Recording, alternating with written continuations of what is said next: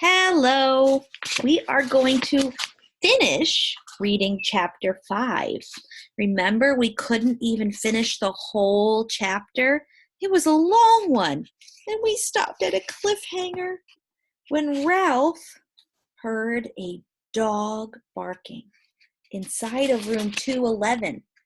And he was nervous that it was going to be coming out to get him. Let's read what's happening. Now it was Ralph's turn to be frightened. Oh, he thought, I'd better be careful. If there was one thing Ralph disliked, it was people who traveled with dogs. Dogs always sniffed around where they had no business sniffing.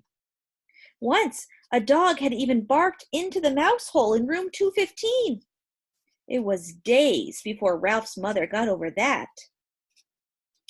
Ralph heard someone moving around inside room 211, and looking back over his shoulder, he saw the door open, and a tousled man in a bathrobe and slippers appeared to be carrying a little terrier. That's a kind of dog. The man looked cross and sleepy as he started down the hall toward the elevator with his dog. He was walking straight toward Ralph. Have you ever had a dog that woke someone up in the middle of the night in your family? Boy, is it a pain to bring a dog out in the middle of the night, let me tell you. I know just how that man was feeling.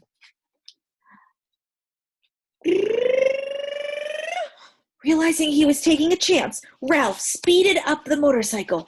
If he turned and headed back to room 215, he would have to pass the man. It was better to continue toward the elevator and hope he could find a place to hide. He raced on down the hall. There's the man carrying the dog, and there's Ralph, right in front of him.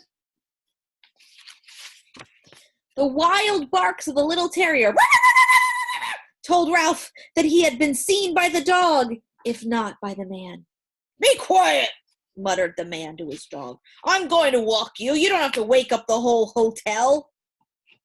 Ralph reached the elevator, where he drove around behind the ashtray on a stand beside the door.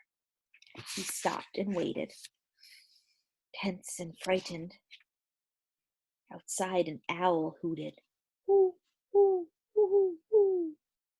Was silent and hooted again. Hoo, hoo, hoo, hoo, hoo. A sudden breeze rattled windows and banged a door. Ralph's teeth began to chatter. The dog whimpered, but the man walked straight past Ralph, pushed a button, and in a moment, stepped into the elevator. Phew, thought Ralph when the elevator door had closed on the sleepy man and his noisy dog. Maybe he had better lie low for a while. In a few minutes, the elevator returned to the second floor. As the man stepped out, the little dog looked over his shoulder and spied Ralph parked behind the stand. Because the dog was captive and he was free, Ralph could not resist sticking out its tongue and wagging his paws in his ears, a gesture he had learned from children in room 215 and one he knew was sure to arouse anger. "Let me in!" barked the little terrier. "Cut it out!" grumbled the man, fumbling for the doorknob of room 211, while Ralph, a daredevil now, rode in a giddy circle around the stand. He had a feeling of cockiness he had never known before. Who said mice were timid? Ha! When the morning sound of birds in the pines grew louder than the snores of the guests, and dawn slipped through the window at the end of the hall, Ralph knew it was time to return to room 215. There he was shocked to discover the door shut. Do you remember the agreement?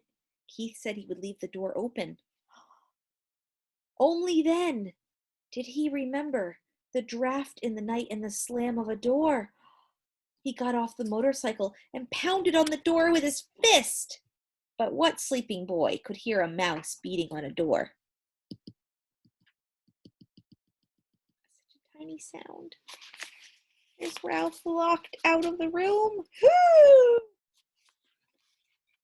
Ralph knew from experience that he could flatten himself out and crawl under the door of room 215, but there was no way he could get the motorcycle through the crack, not even by laying it on its side and pushing. The handlebars were too wide. Ralph dismounted from the motorcycle, sat down, and leaned back against the baseboard, prepared to guard the motorcycle until Keith awoke and discovered the door blown shut. He was tired after a night of such great excitement and full of dreams. Now that he had seen the hall, he could no longer be satisfied with room 215. It was not enough. He longed to see the rest of the world, the dining room and the kitchen and the storeroom and the garbage cans out back. He wanted to see the game room where he had been told grown-up people played games with cards and balls and paddles. He wanted to go outdoors and brave the owls who needed to hunt for seeds. Ralph, a growing mouse who needed his rest, dozed off against the baseboard beside the motorcycle. After the experiences of this night, he would never be the same mouse again. The next thing Ralph knew, Matt, the bellboy, was standing over him. "Aren't you out pretty late?" Matt asked, causing Ralph to jump to his feet, even though he was not entirely awake.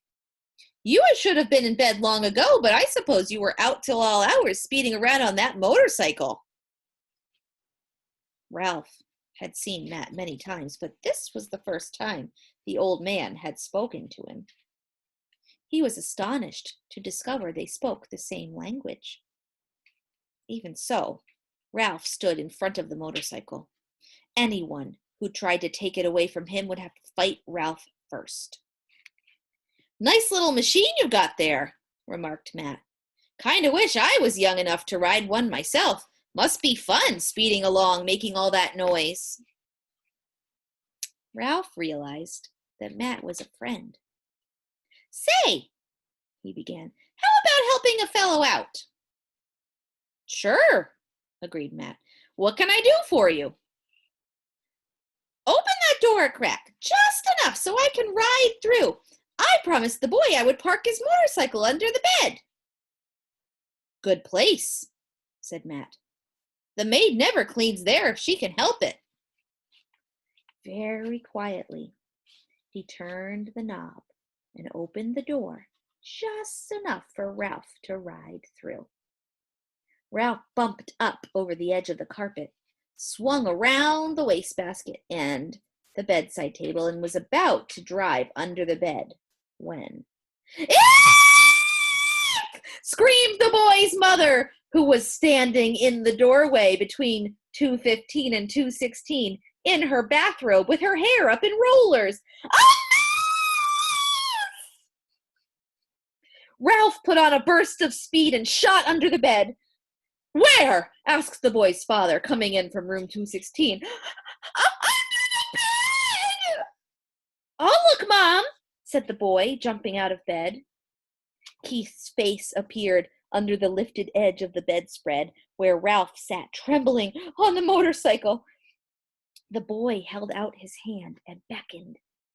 Ralph understood.